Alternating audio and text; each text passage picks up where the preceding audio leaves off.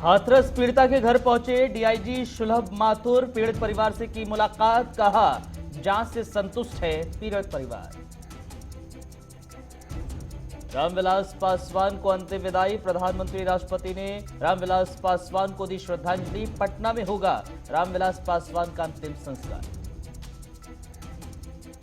चारा घोटाला मामले में लालू प्रसाद यादव को झारखंड हाई कोर्ट से मिली जमानत। दुमका केस में अभी सुनवाई बाकी, अभी जेल में ही रहेंगे लालू प्रसाद यादव। पश्चिम बंगाल में बीजेपी का मौन मार्च, कल कार्यकर्ताओं पर लाठीचार्ज के खिलाफ मार्च। बीजेपी ने ममता सरकार पर लगाए गंभीर आरोप।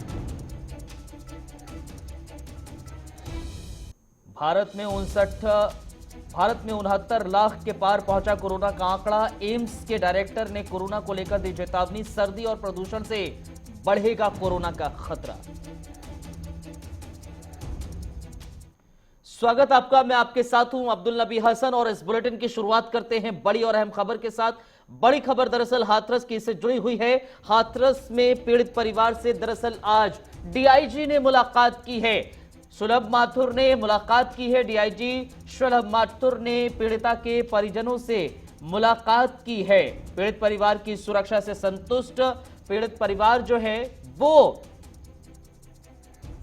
संतुष्ट है। पुलिस प्रशासन की तरफ से जो सुरक्षा मुहैया कराई गई है, जांच से भी संतुष्ट है, ये डीआईजी का कहना है। हाथरस में एसआईटी की जांच लगातार जारी है। गांव के 40 लोगों को नोटिस भी भेजा गया है। 2 तस्वीरें टेलीविजन स्क्रीन पर आप देख रहे हैं। पहली तस्वीर में आपको हम दिखा रहे हैं कि डीआईजी साहब किस तरह से मुलाकात करने पहुंचे पीड़ित परिवार के साथ और उन्होंने वहां पर बातचीत की, पूछा कि क्या स्थिति आपकी है और आप लोग संतुष्ट हैं या नहीं हैं। तो डीआईजी ने बयान ये भी दिया है कि पीड़ित परिजन इस वक्त जांच से संतुष्ट हैं और सुरक्षा से भी संतुष्ट नजर आ रहे हैं। दूसरी तस्वीर, डॉक्टर की टीम भी मौजूद है।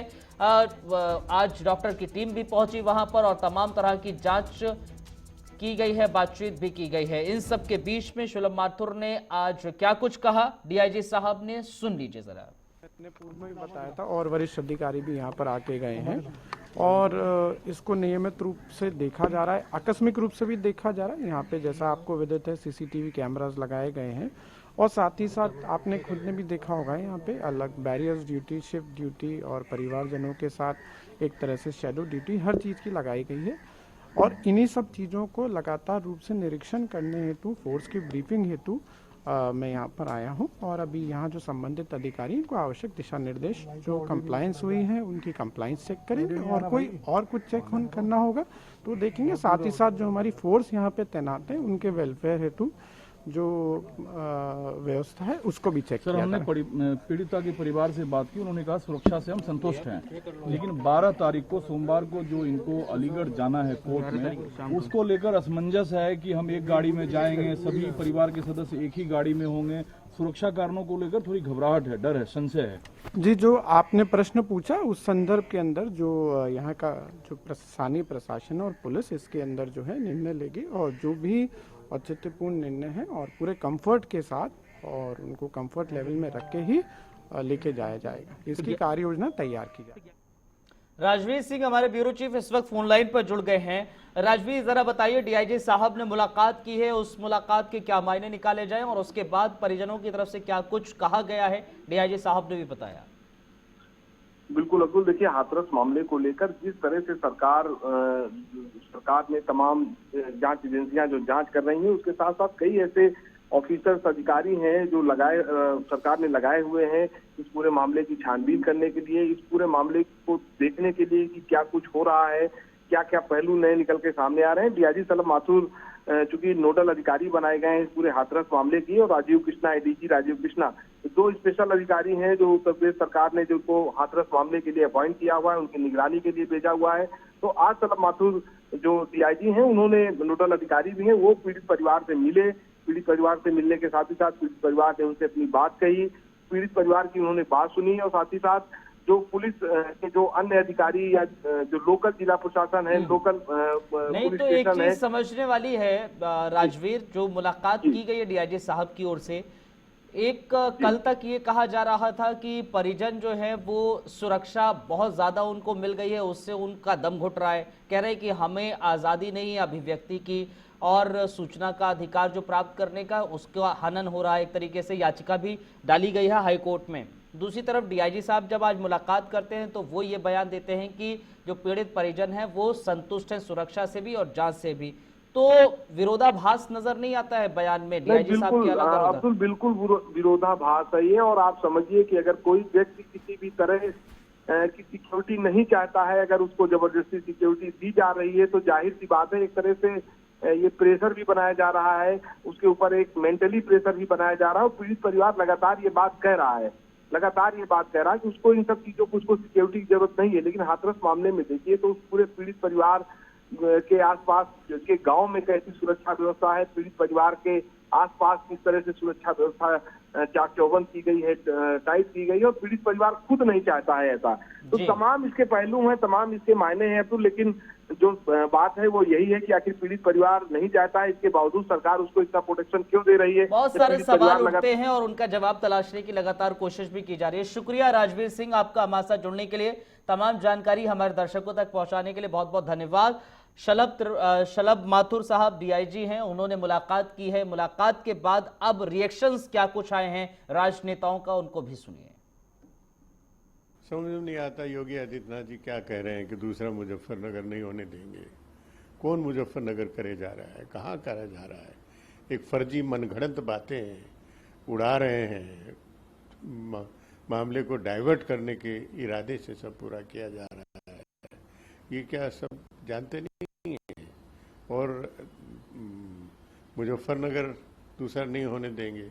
एक संकल्प ये भी ले लें कि उत्तर प्रदेश की किसी भी बहन बेटी के साथ में बलात्कार की और हत्या की इस तरह की घटना नहीं होंगी जिस तरह से रोज आज हर जिले में हो रही हैं। उसका तो संकल्प ले लीजिए जो कि संभव है।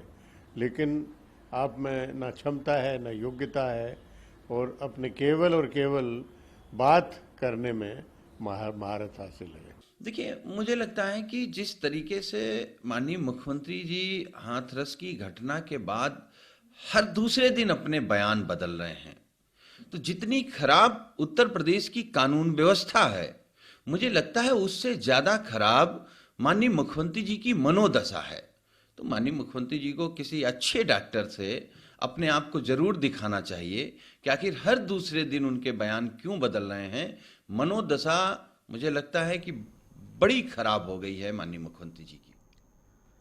वहीं एक और अहम खबर की ओर रुख करते हैं। दरअसल रामविलास पासवान को आज अंतिम विदाई दी गई है और तमाम राजनेता, प्रधानमंत्री नरेंद्र मोदी हों, राष्ट्रपति रामनाथ कोविंद हों या फिर राहुल गांधी हों, तमाम लोग रामविलास पासवान को अंतिम विदाई देने पहुंचे। तस्वीरों के जरिए आप देख सकते हैं। निधन पर राष्ट्रपति राष्ट्रीय शोक भी का ऐलान किया गया। इसके अलावा प्रधानमंत्री नरेंद्र मोदी की अगर बात की जाए, वो पहुंचे, उनको अंतिम विदाई देने, श्रद्धांजलि अर्पित की गई। साथ ही साथ रामनाथ कोविंद, राष्ट्रपति भी रामविलास पासवान को अंतिम विदाई देने पहुंचे। इसके अलावा डॉक्टर हर्षवर्धन, स्वास्थ्य मंत्री, वो भी रामविलास पासवान को अंतिम विदाई देने पहुंचे थे। इन सब के बीच में आपको बताते चलें कि रामविलास पासवान का कल काफ़ी लंबी बीमारी के बाद निधन हो गया था और माना जा रहा है कि अब अंतिम विदाई के बाद पटना में उनका अंतिम संस्कार किया जाएगा। इस पूरे मसले पर क्या कुछ रिएक्शंस आए हैं, उनको भी सुनिए। आपके समक्ष होगा, लेकिन सबके प्यारे लाडले थे रामविलास जी, वंचितों की आवाज थे, तो सवर्णों के आपके साथ उनके बड़े मधुर संबंध थे। कल भी आप बयान कर रहे थे कि कब से आप उनको जानते थे? देखिए, मैं 40 साल का आपका जब पहली बार वो सांसद बने 77 में, उसके पहले एमएलए यार आराम से ना, तो मुजफ्फरपुर के एमपी थे, दिगंबत हो गए दिग्विजय बाबू, उनके आवास पर मेरी उनकी मुलाकात। और मैं समझता हूँ कि उस समय से लगातार निरंतर संपर्क में, लेकिन वो एक ऐसे व्यक्ति थे जिनको भुलाए भी नहीं भुलाया जा सकता। पिछले 30, 40, 50 वर्षों से देश की राजनीति में उन्होंने एक प्रामाणिक छाप छोड़ी थी। बहुत साधारण परिवार में पैदा होकर इस ऊंचाई तक पहुंचना, दलितों, उपेक्षितों, वंचितों के साथ साथ सारे समाज को जोड़कर जो उनकी राजनीति थी उसने अपना बहुत प्रभाव छोड़ा है, बहुत जल्दी चले गए। कभी ये नहीं भूलना चाहिए कि उन्होंने देश के लगभग 5-6 प्रधानमंत्रियों के साथ काम किया, लंबे समय तक 9 बार लोकसभा में, 2 बार राज्यसभा में रहे, और उनका जो गवर्नेंस का रिकॉर्ड था केंद्रीय मंत्री के रूप में, अभी जो पूरा ये आप देखें, जो कोरोना काल में अनाज की सप्लाई में उनकी बड़ी भूमिका थी। मेरा सौभाग्य था कि जब मैं अटल जी की सरकार में पहली बार मंत्री बना तो उन्हीं के साथ मैं कोयला राज्य मंत्री था, कोयला खान राज्य मंत्री। उनसे बहुत कुछ सीखा। वो मेरे प्रदेश बिहार के थे।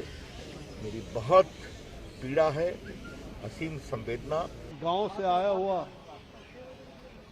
एक छोटे किसान और मजदूर का बेटा यहाँ तक पहुँचेगा और जिस 74 की क्रांति के उस जयप्रकाश नारायण के आंदोलन में हम सब लोग साथ रहे, बहुत ही भद्र और मृदुभाषी, कहीं भी किसी प्रकार का कभी कोई घमंड नहीं। बहुत बिरले ऐसे व्यक्ति होते हैं जो जमीन से और गरीबों की जो सेवा इन्होंने किया है, चाहे वो किसी वर्ग के हों, चाहे उच्च कोटि के परिवार में जन्मे हों या दलित परिवार, महादलित परिवार, इन्होंने सबके लिए सम्मान दिया है। ऐसे व्यक्ति बिरले होते हैं। एक बहुत बड़े नेता को देश ने खोया है। मोदी जी की सरकार में एक बहुत महत्वपूर्ण भूमिका निभाने वाले और यहाँ तक कि वंचित और पिछड़े और उस गरीब की आवाज़ उठाने वाले अब इस देश की राजनीति में नहीं रहे। मेरा व्यक्तिगत अनुभव उनके साथ बहुत अच्छा रहा। लोकसभा में मैं 4 बार से सदस्य हूँ और पिछले 2 टर्म से तो अगर देखा जाए रामविलास जी मंत्री भी थे। लोकसभा के अंदर हो या बाहर हो, उनके साथ बहुत सारे पुराने अनुभव भी साझा करने का अवसर मिलता था। किस तरह से राजनीति में जमीन पर अपनी पकड़ बनाना, लोगों के विषयों को लेकर संघर्ष करना और उसकी आवाज़ बनना जिसकी कोई आवाज़ नहीं होता। बहुत कुछ उनके जीवन से सीखने के लिए है और मुझे पूर्ण विश्वास है कि हम जैसे युवाओं को जो सीखने को मिला है, हम भी आगे बढ़कर कुछ करेंगे। आज यही कह सकता हूँ, इस दुख की घड़ी में उनके परिवार के साथ हम खड़े हैं। देश ने एक उच्च कोटि के नेता को खोया है और शायद उस स्थान को कोई और ना भर पाए। बढ़ते आगे एक और अहम खबर की ओर। पंजाब से ये खबर है, पंजाब में किसानों का प्रदर्शन लगातार जारी है। कृषि बिल, कृषि कानून को लेकर किसानों ने दरअसल प्रदर्शन किया है। आपको बताते चले, कृषि कानून रद्द करने की मांग लगातार ये किसान कर रहे हैं। किसानों ने पंजाब में चक्का जाम कर दिया है। लगातार किसान सरकार के खिलाफ आवाज को बुलंद कर रहे हैं और कह रहे हैं कृषि कानून जो केंद्र सरकार लेकर आई है वो किसानों के हित में नहीं है। वहीं पंजाब सरकार को भी अल्टीमेटम ये किसान दे चुके हैं। इन सब के बीच में आज इन किसानों ने कृषि कानून को लेकर विरोध जताया है, चक्का जाम किया है, सड़कों पर बैठकर सरकार के खिलाफ नारेबाजी भी करते नजर आए। जेकर साडी नाम गल सुनी गई, ये जेडे संघर्ष ने इस तो भी 2 गुणा 4 गुणा तिखे करके ਅਸੀਂ ਆਪਣਾ ਸੰਘਰਸ਼ ਕਰਾਂਗੇ। ਬਿਲਕੁਲ ਸਹੀ ਹੈ ਜੀ। ਜੇ ਸਾਡੀ ਗੱਲ ਸਿੱਧੀ ਉਂਗਲੀ ਨਾਲ ਘਿਓ ਨਹੀਂ ਨਿਕਲਦਾ, ਸਾਡੀ ਗੱਲ ਮੋਦੀ ਨਹੀਂ ਸੁਣਦਾ ਤੇ ਸਾਡੀ 30 ਜਥੇਬੰਦੀਆਂ ਦੀ ਜਿਹੜੀ ਕੌਲ ਆਏਗੀ ਦਿੱਲੀ ਦਾ ਫੜ ਕੇ ਤਖਤਾ ਪਲਟ ਦੇਾਂਗੇ। ਅਸੀਂ 3 ਤਰੀਕ ਤੋਂ ਇੱਥੇ ਟੋਲ ਪਲਾਜ਼ੇ ਨੂੰ ਰੋਕੀ ਬੈਠੇ ਹਾਂ। ਅਸੀਂ ਟੋਲ ਪਲਾਜ਼ੇ ਦੇ ਉੱਪਰ, ਇਸ ਟੋਲ ਪਲਾਜ਼ੇ ਦੇ ਉੱਪਰ ਘੱਟੋ ਘੱਟ 20 ਲੱਖ ਰੁਪਏ ਦੀ ਆਮਦਨੀ ਡੇਲੀ ਦੀ ਹੋ ਰਹੀ ਹੈ। ਅਸੀਂ ਆ ਜਿਹੜਾ ਇੱਥੇ ਇਸ ਨੂੰ ਬੰਦ ਕਰਨ ਦਾ ਮੇਨ ਮਕਸਦ ਸਾਡਾ ਇਹ ਹੈ, ਜਿਹੜੇ ਮੋਦੀ ਨੇ 3 ਆਰਡੀਨੈਂਸ ਪਾਸ ਕਰੇ ਹੈ ਕਿਸਾਨਾਂ ਦੇ ਵਾਸਤੇ, ਮਜ਼ਦੂਰਾਂ ਵਾਸਤੇ, ਹਰ ਇੱਕ ਪੰਜਾਬ ਦੇ ਹਰ ਇੱਕ ਵਰਗ ਦੇ ਨਾਲ ਹੀ ਧੱਕਾ ਇਸ ਵਰਗ ਦੇ ਨਾਲ ਹੋਣਾ। ਜਿਸ ਤਰ੍ਹਾਂ ਕਿ ਮੰਡੀਆਂ ਦਾ 2006 ਦੇ ਵਿੱਚ ਮੋਦੀ ਨੇ ਬਿਹਾਰ ਦੇ ਵਿੱਚ ਮੰਡੀਕਰਨ ਤੋੜਿਆ ਤਾਂ ਇਸੇ ਤਰ੍ਹਾਂ ਉਹ ਤਰਜ਼ ਤੇ ਪਿੱਛੇ ਜੇ ਲਾਕਡਾਊਨ ਦੇ ਵਿੱਚ ਪੰਜਾਬ ਦੇ ਵਿੱਚ ਜੀਰੀ ਲਾਉਣ ਵਾਸਤੇ ਮਜ਼ਦੂਰਾਂ ਦੀ ਕਮੀ ਪੈ ਗਈ। ਲੇਕਿਨ ਦਾਸ ਇੱਥੋਂ ਬੱਸ ਲੈ ਕੇ ਬਿਹਾਰ ਦੇ ਵਿੱਚ ਮਜ਼ਦੂਰ ਲੈਣ ਵਾਸਤੇ ਪਹੁੰਚਿਆ। ਉੱਥੇ ਜਾ ਕੇ ਜਦ ਉਹਨਾਂ ਦੀ ਹਾਲਤ ਦੇਖੀ, 10-10 ਕਿੱਲਿਆਂ ਵਾਲੇ, 5-5 ਕਿੱਲਿਆਂ ਵਾਲੇ, 2-2 ਕਿੱਲਿਆਂ ਵਾਲੇ, ਹਰ ਕੋਈ ਸਾਨੂੰ ਪਿੰਡ 'ਚੋਂ ਇਹ ਕਹਿੰਦਾ ਬਾਈ ਮੈਨੂੰ ਲੈ ਜਾ, ਮੈਂ ਭੁੱਖਾ ਮਰ ਰਿਹਾ। वहीं कोरोना के मामले एक बार फिर से तेजी से उनमें इजाफा हो रहा है, तेजी से बढ़ रहे हैं। कोरोना वायरस के मामले तेजी से एक बार फिर से बढ़ते नजर आ रहे हैं। दरअसल सर्दी और प्रदूषण में कोरोना का खतरा और ज्यादा बढ़ सकता है, ऐसा अंदेशा लगाया जा रहा है। आपको बताते चले, एम्स के डायरेक्टर डॉक्टर रणदीप गुलेरिया ने इस बात की जानकारी दी है और ये चेतावनी भरे लहजे में कहा है कि भारत में 69 लाख के पार कोरोना का आंकड़ा पहुंच चुका है। आने वाली सर्दी और प्रदूषण की वजह से इसमें और ज्यादा इजाफा हो सकता है, यानी कि अब एहतियात और ज्यादा बरतने की जरूरत है। सर्दियां आने वाली हैं और दिल्ली में प्रदूषण का स्तर भी दिन ब दिन बढ़ता नजर आ रहा है। अभी से प्रदूषण के स्तर में इजाफा देखने को मिल रहा है और यही कारण है कि एम्स की तरफ से भी इस बात की चेतावनी दे दी गई है कि आने वाले समय में कोरोना संक्रमण बढ़ने की मुख्य वजह क्या है, जरा समझिए। वायु प्रदूषण की वजह से फेफड़ों में सूजन आ जाती है। जो वायु प्रदूषण लगातार हर सर्दी में आप देखते हैं दिल्ली और आसपास के इलाकों में। SARS-CoV-2 की भी मुख्य रूप से फेफड़ों में मौजूद होता है। कुछ इलाकों में जहां प्रदूषण का स्तर ज्यादा है वहां गंभीर संक्रमण फैल सकता है। तो ये दरअसल मुख्य वजह हम आपको बता रहे हैं। सावधानी बरतने और मास्क पहनने, सोशल डिस्टेंसिंग, हाथ साफ करने जैसे प्रोटोकॉल का पालन करना चाहिए, नियम का पालन करना चाहिए। सर्दियों के मौसम में हमें घर में रहने की आदत होती है। घर में ज्यादा लोगों के रहने की वजह से संक्रमण एक से दूसरे में फैल सकता है। सर्दियों में श्वास वायरस भी आसानी से फैलते हैं। सांस के जो वायरस होते हैं वो जल्दी से फैल जाते हैं। इन्फ्लुएंजा जैसी बीमारियां भारत में 2 बार उभरती हैं, एक बार मानसून के मौसम में, एक बार ठंड के मौसम में। कोरोना वायरस भी श्वसन वायरल है और लगभग इन्फ्लुएंजा जैसे ही ये अपना व्यवहार करता है और यही कारण है कि सर्दियों में और ज़्यादा एहतियात बरतने की ज़रूरत है। Mask, physical distance, hands hygiene का ध्यान रखते हुए 30 से 40% तक इसको कम किया जा सकता है। यही एक निवारण है। त्योहारों के मौसम में भीड़ बढ़ने की संभावना अधिक होती है। थोड़ी लापरवाही संक्रमण को न्योता दे सकती है। लोगों को इस साल सीमित तरीके से त्योहार मनाने की आवश्यकता है, यानी कि इस साल त्योहार आप मनाइए लेकिन सोशल डिस्टेंसिंग गाइडलाइंस का पालन कीजिए। सीमित व्यवस्था में इस बार के त्योहार को मनाएंगे तो आप कोरोना से बच सकते हैं, क्योंकि इस बार अब सर्दी आने वाली है। प्रदूषण का स्तर भी लगातार बढ़ रहा है और ज्यादा खतरा कोरोना का भी बढ़ता नजर आ रहा है। एक बड़ी खबर इस वक्त आ रही है। दिल्ली में कोरोना संक्रमण पर NCDC की रिपोर्ट सामने आई है।